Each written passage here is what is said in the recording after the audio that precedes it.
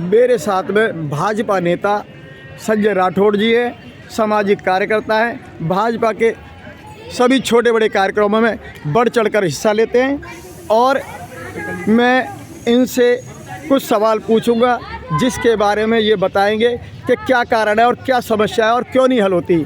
भैया जी, जैसे कि जल जनित बीमारियां हैं, जल गंदा आता है, जी ब्लॉक की आप कई महीने से लगातार आप समस्या उठा रहे हैं कि जी ब्लॉक में गंदा पानी आ रहा है।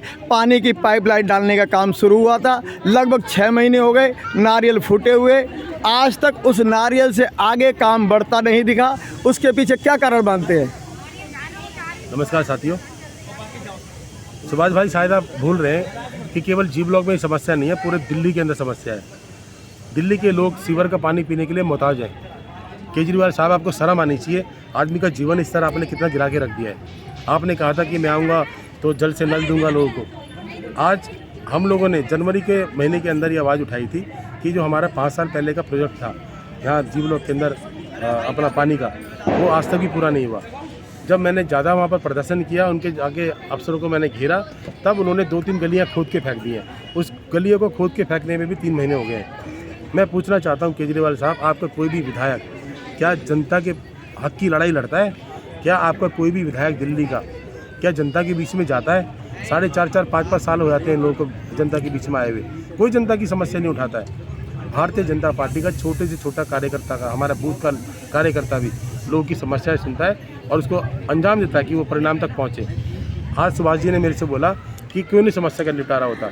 मैं पूछना चाहता हूँ केजरीवाल साहब, दिल्ली का बजट आज से 8 साल पहले 41 से 42 हज़ार करोड़ होता था। मोदी जी के GST लगाने के बाद वो बजट बढ़ के 75,000 करोड़ हो गया है। आप तो सिंगापुर बनाना चाहते थे, मोदी जी ने तो खुद ही आपको इतना पैसा दे दिया GST के माध्यम से कि वाकई दिल्ली को आप सिंगापुर बना दें। तो क्या आपने बनाया? पूरी दिल्ली बरसात के 3 महीने तक पानी में डूबी रहती है। लोग आपको स्विमिंग पूल के नज़ारे भी दिखाते हैं गाड़ियों के अंदर। तो आपको शर्म आनी चाहिए। किस राजनीति के उद्देश्य से आप दिल्ली में आए थे? आपका मकसद दिल्ली की सत्ता हासिल करने का नहीं था। आपने तो बड़े बड़े सपने देखे, लेकिन उस सपने को मुगरी डाल के हसीन सपने, आप जिस स्टेट में गए वो स्टेट के आदमी आपको समझ गए कि 1 नंबर का बहरूपिया है। हर स्टेट में आपकी जमानत जब्त हुई। 25 करोड़ आदमी को संभालते हैं हमारे योगी जी, मुख्यमंत्री जी यूपी के। आप वहाँ भी गए, आपको खुद मालूम है कि 380 सीटों के अंदर आपकी जमानतें जब्त करा दी उनके लोगों ने, क्योंकि वो जानते हैं कि विज़न क्या होना चाहिए। आज यूपी के अंदर हमारी बहन बेटी रात को 2 बजे भी खुलेआम घूम सकती हैं, जहाँ की एक प्रचंड एक वो लहर थी कि ये तो गुंडा माफिया का राज है, यहाँ तो गुंडे लोग राजनीति करते हैं।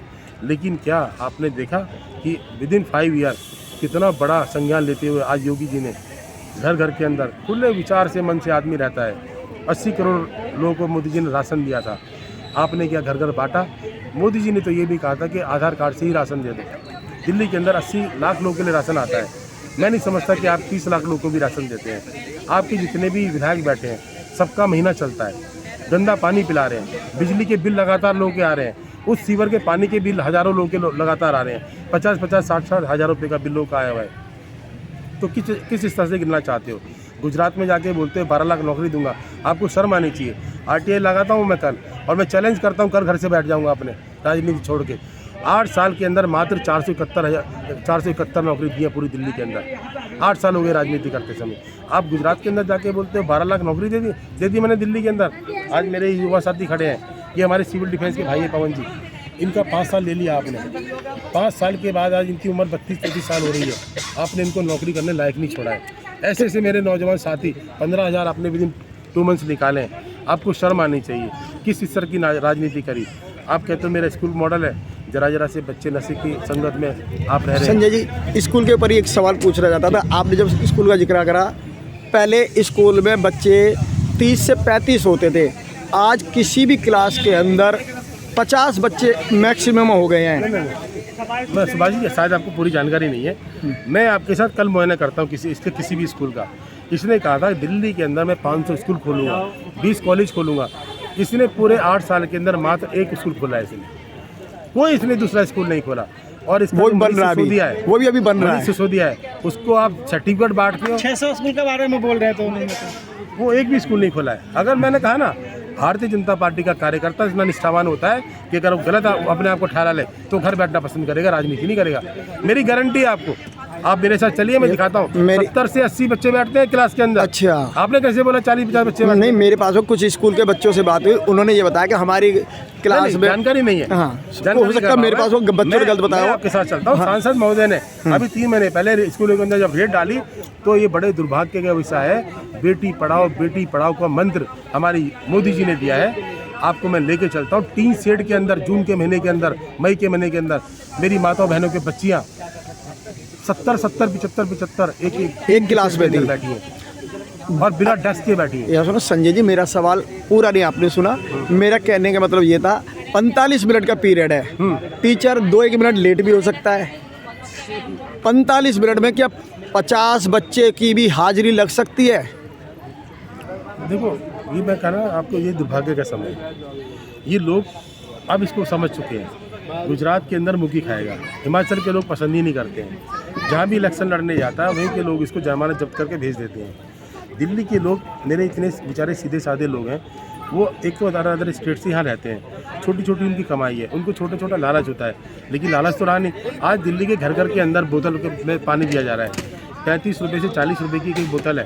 या तो सीवर का पानी पिएगा या बेचारा मजबूरी में बोतल लाएगा। एक महीने के अंदर 1200 रुपये का लोग के घर में पानी पीने गरीब आदमी। संजय जी, मेरा सवाल ये था, अगर अटेंडेंस ही लगाने लगे टीचर सारे बच्चों की, क्या 45 मिनट में अटेंडेंस लग सकती है? आप देख लीजिए, अगर संज्ञान लेके देखो आप, अगर वो रजिस्टर भी मेंटेन करेगा तो 45 मिनट के अंदर पढ़ाएगा। पूरे बच्चे भी कैलकुलेट नहीं होंगे, 70 बच्चे कैलकुलेट कर लो आप। अगर इतना अच्छा शिक्षा मॉडल है कि हाजिरी लगाना ही मुश्किल हो जाए तो शिक्षा कितनी बढ़िया होगी। इसी संदेश के साथ संजय जी, आपने बहुत अच्छी बातें कही। मैं आपसे, दीपावली का समय है, आपने बुजुर्गों को शॉल, मिठाई, महिलाओं, बुजुर्ग जो थी, विधवाएं थी, महिलाएं थी, बुजुर्ग थे, उनको मिठाई दी, शॉल दिया, सम्मानित किया। ये हमारे लिए सौभाग्य की बात है। सम्मानित किया, ये आपका सौभाग्य है, आपने इतना अच्छा कार्य किया। और जो आगे आने वाले त्योहार है, धनतेरस है, भैया दूज है, गोवर्धन है, छठ पूजा है, उसकी क्या कहना चाहेंगे, क्या शुभकामना संदेश देना चाहेंगे? भैया जी की बहुत बहुत शुभकामनाएं पहले से ही मैं देता हूँ। और दिवाली का हमने एक समारोह रखा। मोदी जी का विजन है, जो घरों में काम करने वाली माता बहनें, हमारे बुजुर्गगण, उनको सम्मानित किया जाए। तो हमने प्रकरण किया, हमारे सांसद रमेश बिदूरी जी, जिनके मार्गदर्शन से हमें काम सीखने को मिलता है।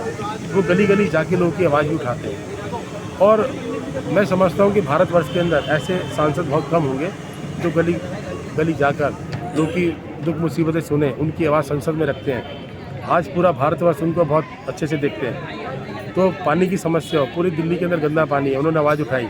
मेट्रो की सुविधा रमेश बिदूरी जी के उससे लेके आए। तो सुभाष जी, आने वाले समय के अंदर मैं बहुत समझता हूँ कि बहुत अच्छा निकलेगा। बहुत बहुत धन्यवाद आप लोगों का। संजय जी, मैं आपको भी शुभकामनाएं देता हूं। दीपावली, छठ, धनतेरस, भैया दूज, गोवर्धन पूजा की आपको शुभकामनाएं। और संजय भैया जी की ओर से एक संदेश है कि सभी को दीपावली की, छठ की, धनतेरस की, गोवर्धन पूजा की शुभकामनाएं।